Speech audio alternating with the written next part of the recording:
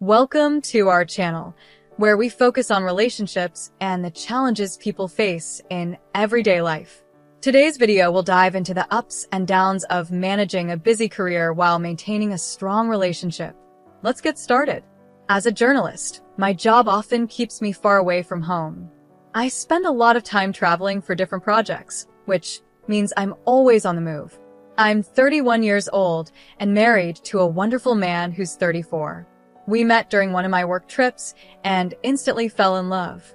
We've been married for 4 years now, and after we got married, we moved into the house I inherited from my father. It's a special place that holds a lot of memories, and now it's where we've built our life together. Both my husband and I have demanding jobs, so we share the responsibilities of covering our expenses and bills equally. However, because of our busy work schedules, we rarely get to spend quality time together. We're often away from home for long hours, and by the time we get back, we're too tired to truly connect. This has led to some arguments here and there, mostly because we feel like we're missing out on being together.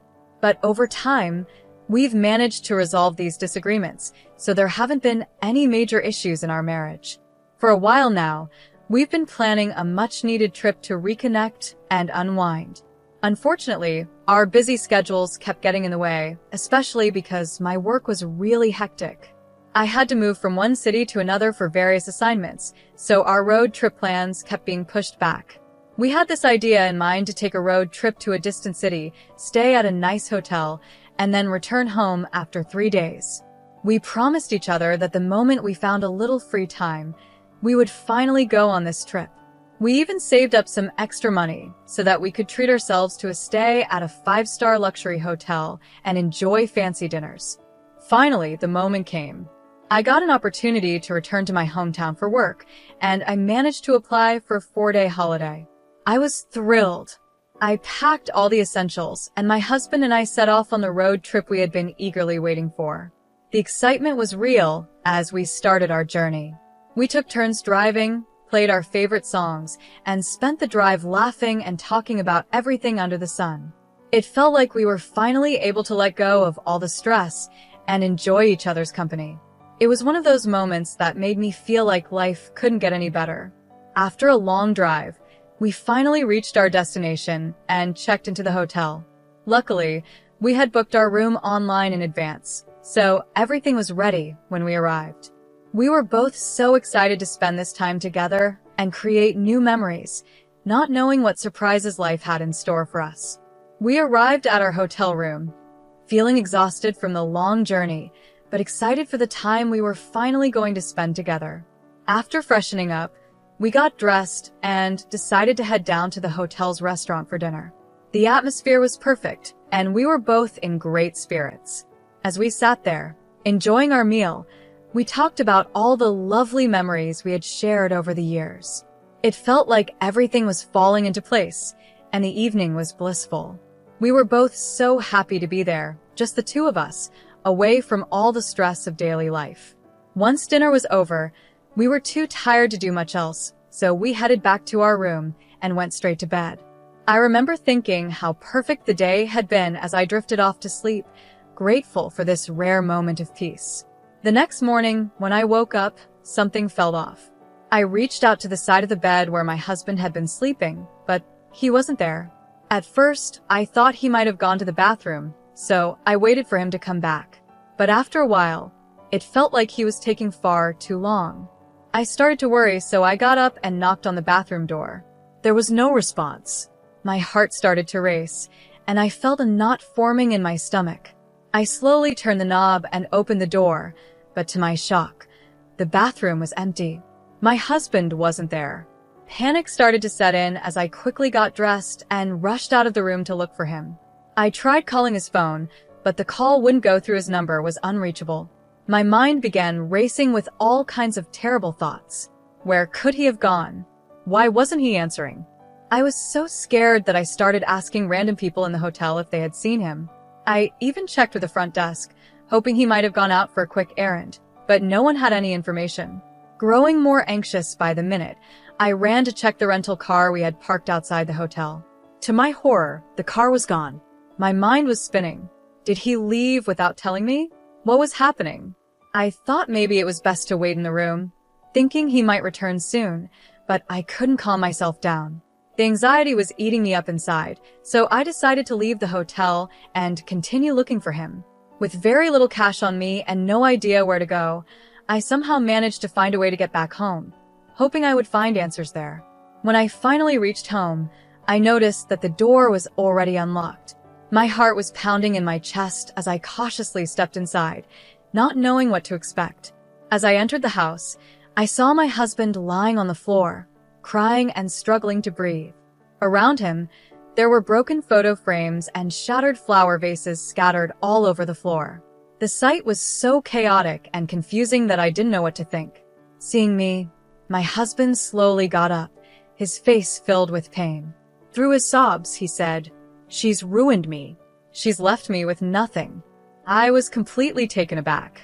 I had no idea who he was talking about, so I asked him, "Who are you talking about?"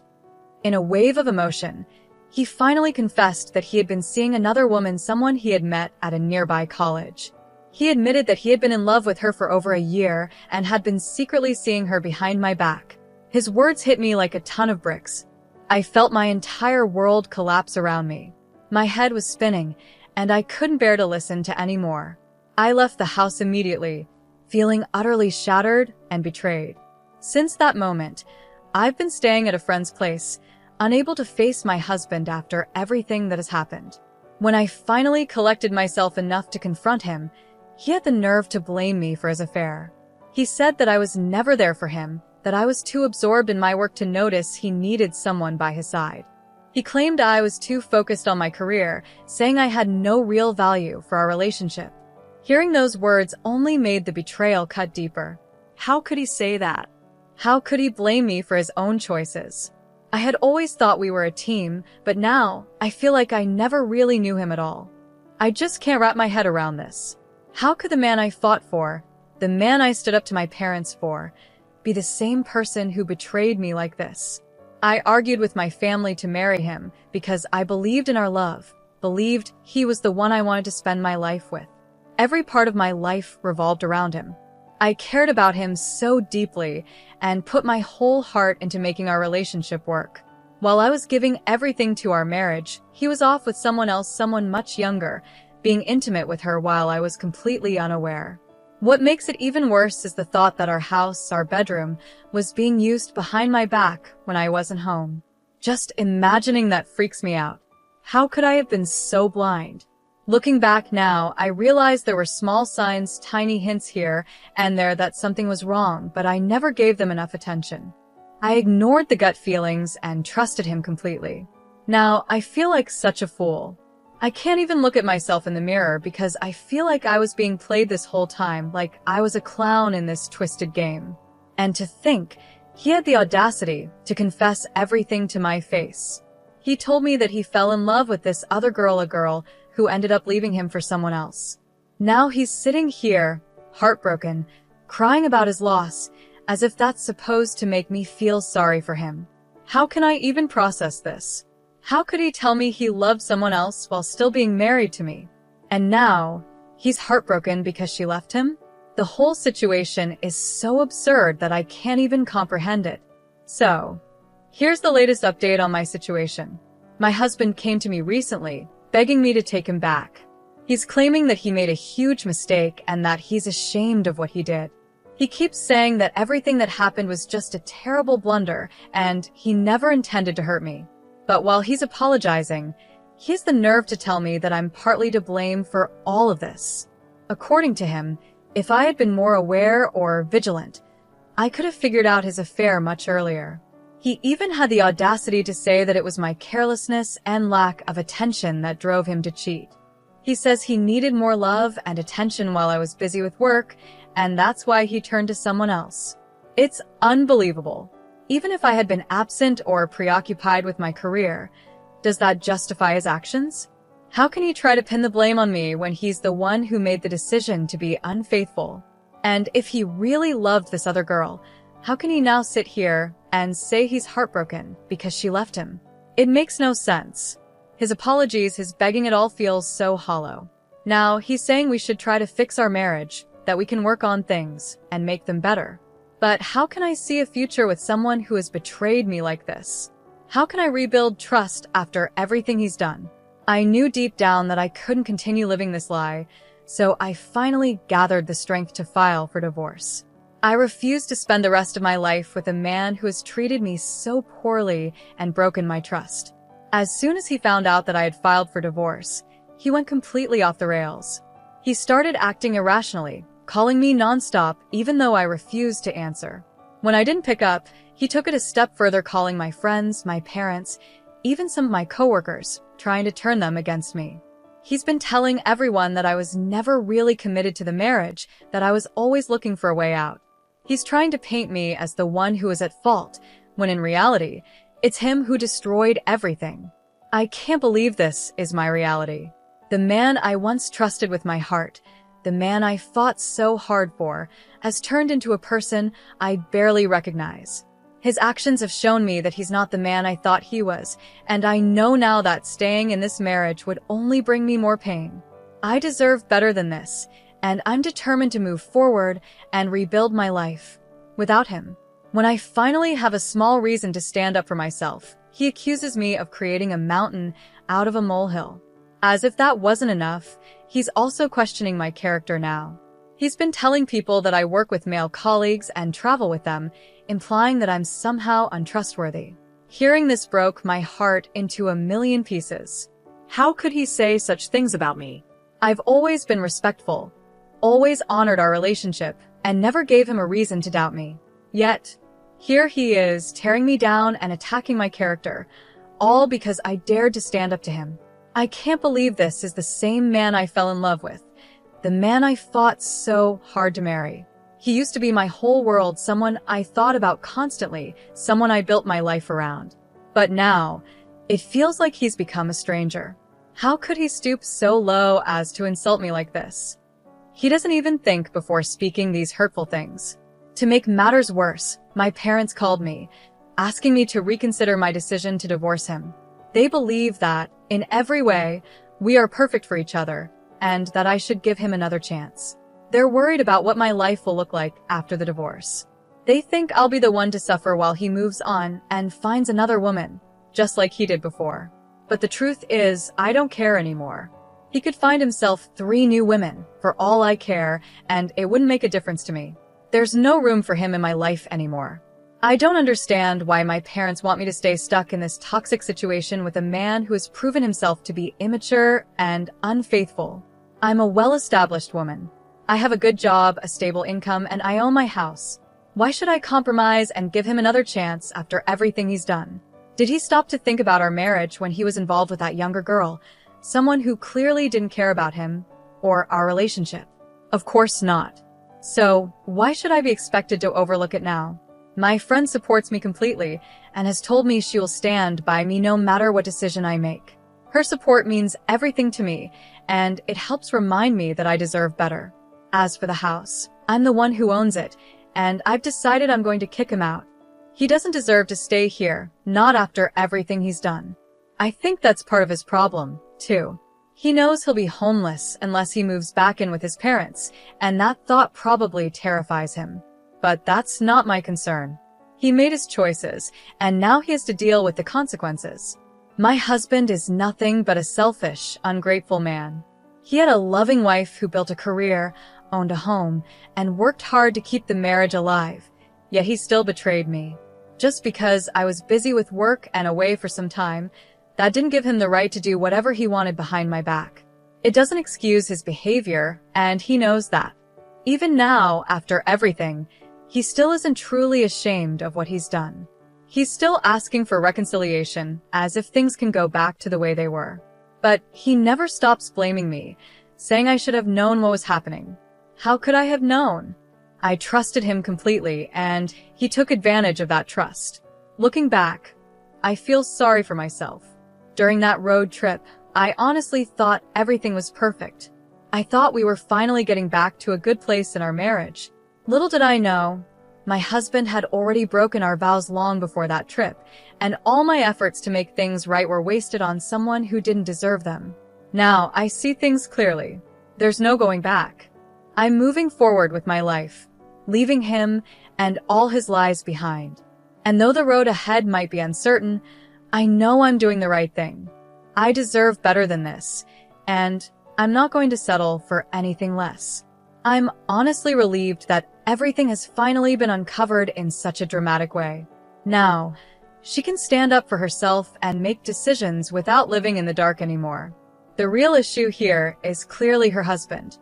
He's the one who caused all this pain, yet I can't understand why her parents are pressuring her to go back to him. Why would they want her to return to a life filled with lies and betrayal? This is a time when they should be standing by her side, offering support and understanding. She's going through one of the hardest moments of her life, feeling shattered and broken, and instead of helping her, they choose to back her husband, who clearly doesn't deserve their support. It's heartbreaking to see that her parents are pushing her toward a future that's filled with darkness, all because they believe she should stay married. In reality, this is the moment when she needs them the most. She's in a fragile state, trying to find her strength again, and it's painful that her own family is siding with her husband, the very person who betrayed her. She shouldn't be pressured or made to feel guilty for wanting to leave someone who doesn't value or respect her. She's a strong, independent woman who can take care of herself. She earns her own living, has the means to afford a life without him, and is confident in her decision to move on. I truly believe she'll lead a much better life without that shameless cheater dragging her down. I admire her for her courage in choosing to walk away, despite the pressure from her parents. She knows what's best for her, and she's not willing to compromise her happiness any longer. One person who deserves a lot of appreciation in this situation is her friend. Not only did her friend open up her home and take care of her while she stayed there, but she also supported her in her decision to separate from her husband. That's what real friendship looks like, being there when someone needs you the most and offering a helping hand when life gets tough.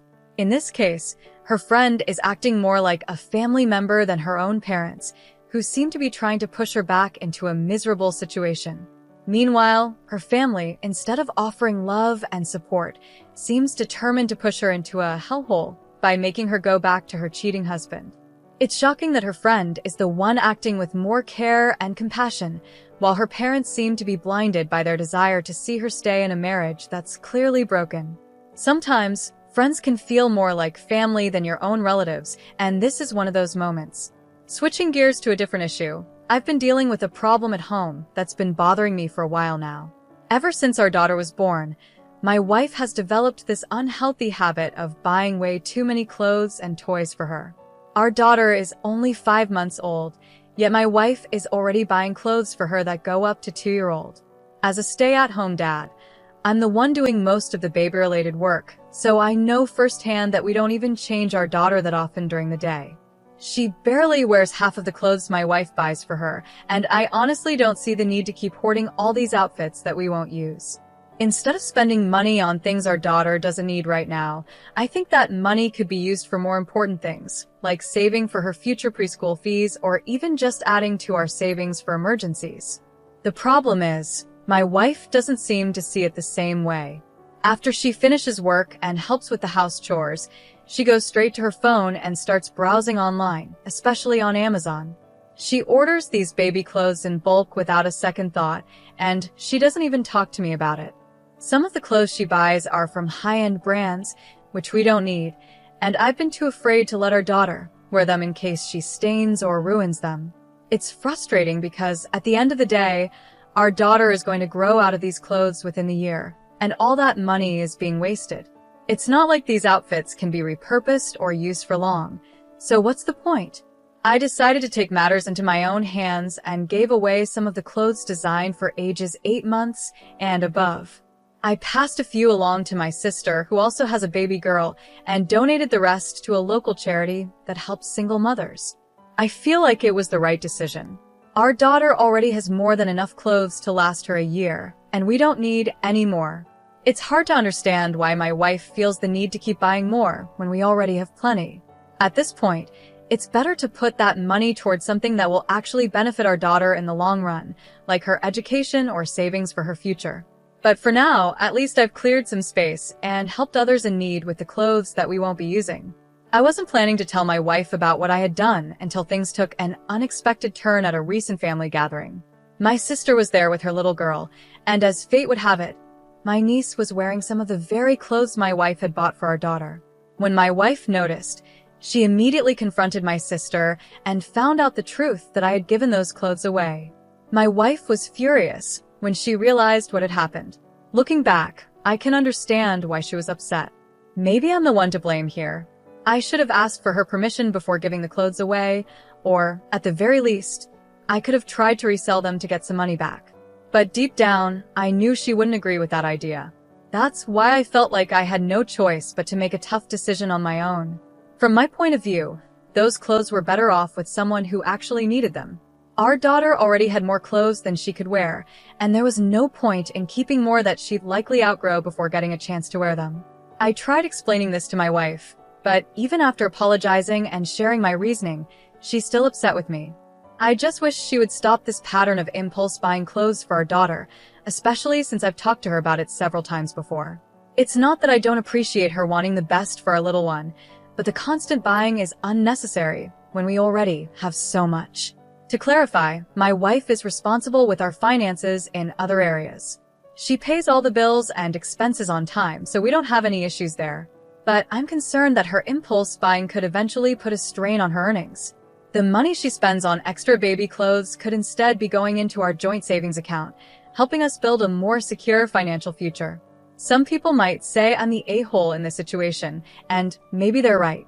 I can see how giving away the clothes without telling her wasn't the best approach. But at the same time, I genuinely believed I was making a practical decision. Our daughter is only 5 months old, and babies grow quickly. The clothes I gave away were for ages 8 months and older, but we already had plenty for her to wear. I figured it made more sense to give them to someone who needed them, rather than just letting them sit there unused. But then again, maybe I got it wrong. Some might say that it's completely ridiculous to give away brand new clothes that would fit our daughter in just a few months. After all, baby sizes aren't always consistent, and kids go through growth spurts all the time. I guess I didn't fully consider that we'd need to have the next couple of sizes available for when she grows into them. It's not like my wife was buying clothes that were way too big or completely unnecessary. Having clothes ready for the next stage is practical, and by giving them away, I may have created more of a problem. Now, in a month or 3, my wife might have to buy even more new clothes, which will cost us even more money. Another thing I didn't think about is that I've been hesitant to put our daughter in some of the nicer outfits my wife bought, just because I'm afraid she'll stain them. But now I realize how silly that sounds. She's a baby. Of course, there are going to be messes.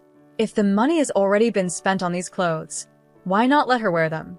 Whether it's a $10 onesie or a designer outfit, she's going to outgrow it in no time anyway. A stain here, or there isn't going to matter in the long run. I should have just put her in the clothes, taken a few cute pictures, and let the inevitable mess happen.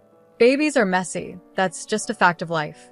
What I should have done from the start is have a grown-up conversation with my wife. We could have talked about setting a budget for baby clothes and discussed whether buying high-end brands was really worth it. Maybe we could have agreed to return some of the designer outfits, or at least limit how much we spend on them. If she's completely unwilling to compromise and it starts affecting our ability to save money, then that's something we'd need to address. But getting rid of clothes that would fit in just a few months without discussing it first, that was a mistake. I can see that now. It didn't really benefit anyone, and in the end, it just created more tension between us. So, in this situation, I might be the a-hole, but it's something I'm willing to work on. I just hope we can move forward from this and find a better way to manage things in the future. We recently had senior recognition for my team since the regular season is over. Each year, the seniors are recognized for their accomplishments both on the team and academically. They are escorted by their parents and receive a framed uniform as a gift. When introducing the seniors, they say, "Here is first name, last name from hometown, escorted by her parents, mom's first name and dad's first name." I asked my coach not to use my mom and stepdad's last name because it's different from mine and brings up some uncomfortable feelings. I'm 25, and I asked my mom and stepdad to escort me since they were there for me almost every day of my childhood. They supported me through the good and bad times, even when I was a difficult teenager. My stepdad stuck by me and loved me, even though I didn't like him at first because he wasn't my biological dad. I thought it was impossible for him to love me as much as he loves my half-siblings, but he always did. To me, they're not half-siblings, they're just my siblings. On the other hand, my dad, stepmom, and half-siblings lived in another state. I saw them during some school breaks and holidays, but once I started practicing every day, I saw them less. My dad and stepmom would visit me once a month, but my stepmom always seemed upset that my dad would spend time with just me during those visits. My dad and stepmom came to my last competition of the regular season. I hadn't told my dad it was senior recognition because I didn't know he was going to show up. When they found out, my dad was sad and my stepmom got upset. I told them both that they are part-time parents and that it didn't make sense for them to expect credit for raising me or supporting my athletic career when they lived so far away. Later, my dad called me crying, which is rare for him. He told me how much he loves me and how hard it was for him to be away. My stepmom just lectured me, saying they did their best by visiting once a month. Now, I feel a little guilty for not telling my dad about the recognition and for yelling at him. But my theory about my stepmom not wanting me to have my dad's attention all to myself still feels true. I don't think I'm in the wrong here. I also imagine that my half-siblings might feel the same way about my dad choosing me and my mom over them when we were younger. I was a baby and didn't understand what was happening, but looking back, I can see he didn't treat them fairly. After asking my parents some vague questions, I'm pretty sure it was mostly my mom's influence, about 80%, and 20% my dad's fear of causing problems or conflict. If you want a relationship with your dad, I'd suggest directly asking him why he hasn't been around, and whether it was because of your stepmom. You're still young, so if you want to, you can try to fix things with him. My half-siblings are in their late 30s and early 40s now, and my father has already passed away. Either way, though, you're definitely not in the wrong here, and you never will be. You're not at fault. Being a parent who only shows up during vacations is a choice. If your kids are important to you, you do everything you can to be part of their lives. Your dad chose not to be involved, and from the sound of it, your stepmom encouraged that choice. They can't expect anything from you. That said, if this situation has made your dad realize he's been absent, you could sit down and talk to him, just the three of you, about how you've seen his role in your life and what you'd need from him if he wants a better relationship with you. But that decision is 99% up to you.